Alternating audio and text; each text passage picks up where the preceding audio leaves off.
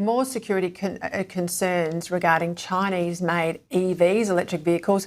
These ones now confirmed military links by the United States. We'll get to that in a moment. But first, those fresh revelations that at least 10 Australian ISIS-linked women and children in Syrian detention camps have recently applied for new Australian passports to return to this country, prompting warnings from security experts and growing political pressure. Victorian Liberal Senator Sarah Henderson certainly took the Minister Penny Wong to task at Senate estimates last week, and she joins me now. Sarah, I tell you what, I watched your questioning closely. It followed on previous estimates. Why can't we have some transparency here from Labor? Peter, it is absolutely outrageous. These women returning from Syria potentially pose a very serious security risk, safety risk to our community and to Australia. We've made it very clear we are closing the door under our policy, under the leadership of Angus Taylor, to anyone who hates our country, to anyone who doesn't subscribe to our democracy, our way of life, our freedoms. And what is the government doing? The government is ducking and weaving.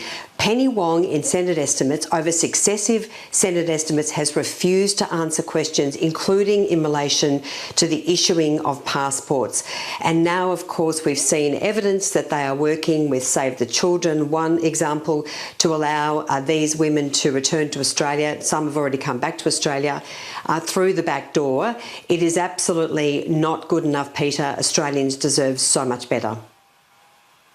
You're not wrong, and of course we heard in court today that the alleged terrorist, the suspect in relation to the Bondi massacre, the one who is still alive, fronted court. Evidence was heard about an ISIS flag in the car at the time of the alleged shootings. Now, we have a situation in this country where I think a lot of people might have thought, well, Islamic State, ISIS was a long time ago, let these women return. But you can see it's a tinderbox in Australia at the moment. Islamic State has not gone away. Islamic State is still a big issue.